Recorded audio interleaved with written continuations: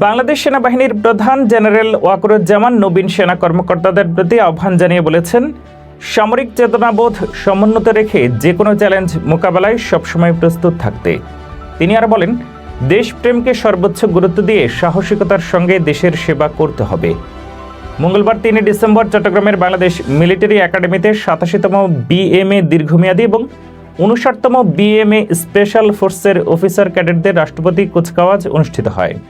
অনুষ্ঠানে প্রধান অতিথি সেনাপ্রধান নবীন ক্যাডেটদের অভিবাদন গ্রহণ করে কুচকাওয়াজ পরিদর্শন করেন।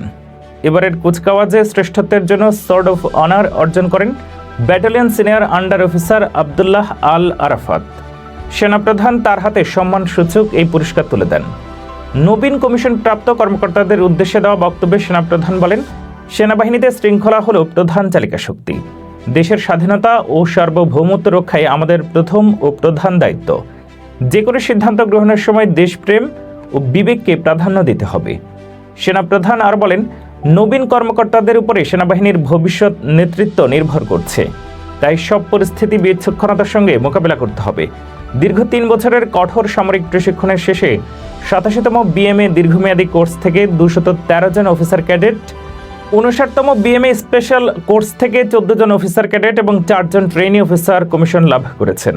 এদের মধ্যে 207 জন পুরুষ এবং 24 জন নারী কর্মকর্তা রয়েছেন।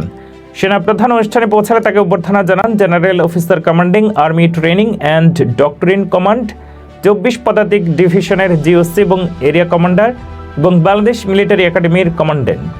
অনুষ্ঠানে সেনাপ্রধান প্রশিক্ষণপ্রাপ্ত নবীন কর্মকর্তাদের সামরিক জীবনে শৃঙ্খলা ও নেতৃত্বের গুরুত্ব অনুধাবন করার পরামর্শ দেন।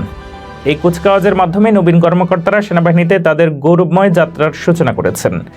সেনাপ্রধান তাদের উদ্দেশ্যে বলেন, আপনারা দেশের জন্য নিজের জীবন উৎসর্গ করার শপথ নিয়ে সেনাবাহিনীতে যোগ দিয়েছেন। আপনাদের শপথকে বাস্তবে রূপ দিতে সাহসিকতা, দক্ষতা এবং আত্মত্যাগের মানসিকতা বজায় রাখতে হবে। প্রতিবারের মতো এবারও নারী সেনা কর্মকর্তাদের অংশগ্রহণ প্রশংসনীয়। সেনাবাহিনীতে নারীর অংশগ্রহণ ক্রমাগত বৃদ্ধি পাচ্ছে, যা দেশের সামরিক অঙ্গনে নারী শক্তির অগ্রগতির প্রতীক। রাষ্ট্রপতি কুচকাওয়াজের সুশৃঙ্খল আয়োজনের মাধ্যমে নবীন সেনা কর্মকর্তাদের ভবিষ্যৎ নেতৃত্ব ও দেশ সেবার জন্য প্রস্তুত করা হয়েছে। সেনাপ্রধানের বক্তব্য এবং পুরস্কার বিতরণ অনুষ্ঠান ছিল এই কুচকাওয়াজের অন্যতম আকর্ষণ। এই ধরনের অনুষ্ঠান নবীন সেনা কর্মকর্তাদের মধ্যে দায়িত্ববোধ ও দেশপ্রেমকে উজ্জীবিত করে, যা তাদের সামরিক জীবনে ভিত্তি স্থাপন করে।